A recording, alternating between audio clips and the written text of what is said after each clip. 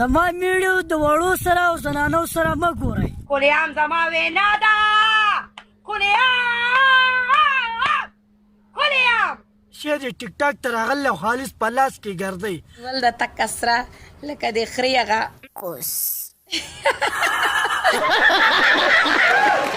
چې زه درځمه بیا به ټینګه نه شي. د اوښ پال به وباسي هار به وبیلې. زه هار نه منم، هار منلو وال نه یم. پدیم کوي او پدیم کوي.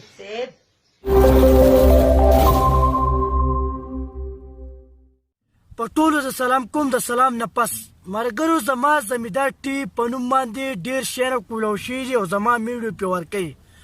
زما د هغې پېژنګلو دا ده چې د هغې کتونکي سیوا دي او په اف سی ټي وي کې دنده پروت دی. د هغې نه تم تاسو تللی شئ. ښه ملګرو ډېر وروڼه دا شکایت کوي چې دا شی د ټیک ټاک ته راغلی او خالص په لاس کې ګرځئ او دا رکان د ټوټۍ داسې کوي.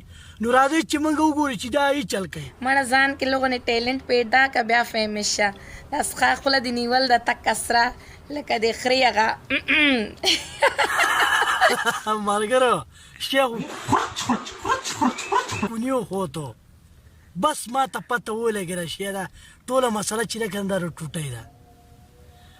ملګرو هر کله چې دی که نه یو ټینکر چې یو سړی ټوټۍ اخلي که نه کمزوري چې واخلي که نه اوبه به خامخا غورځئ. چې مضبوطه ټوټۍ ته ولګي که نه دا اوبه بیا دا نه غورځئ.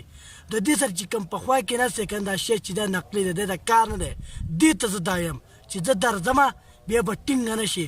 د اوښ پال به وباسي هار به وبیلې. زه هار نه منم، هار منلو وال نه یم. ښه دا خو ډېره ښه شوه چې ته ټینګېدی شي. دا راته ووایه چې درځم به څنګه.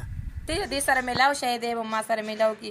وګوره ښکلي ښکلي ښه دا راته ووایه ستا په دې خوا کې چې دا مایلو چې دی دا تاویږي دا ستا څه دی. تاسو ما نه تپوس کوئ چې دا څوک دی که نه. هلکه ته زما څه لګي؟ زه د دې بړوی ما خو دا مې راته ختول ده. وشلې او مردانې جواب درته میلاو شو. دا شاشمو د تیلو دپاره ځان سره ګرځې که نه.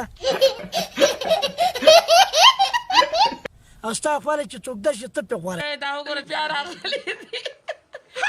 دا وګوره دوله مې دا لغونتې خوراکه مراکه تیاره کړې ده غریبانان له دو بیا راغلي. که تاسو راځئ نو راشئ. خامخا به پرې غواړې چې هغه غریب چې تا د ښې توخې نه ویستی او د هغه چې راوړي د ټیټ را رواني. ملګرو زه د داسې بېغیرتو خلاف یم چې زموږ پښتانه شرموي، زموږ پښتنې خویندې شرموي. دا چې دی که دوی پښتانه نه دي، دوی صرف پښتو زده کړله. پښتانه دا نه دي هېڅکله چې دی زه د صحیح کس خلاف نه یم. تاسو ته هم یم چې د داسې غلطو سپورټ مه کوئ چې زموږ خویندې بې سباله شرمېږي. بند کړه لکه دا شی بند کړه.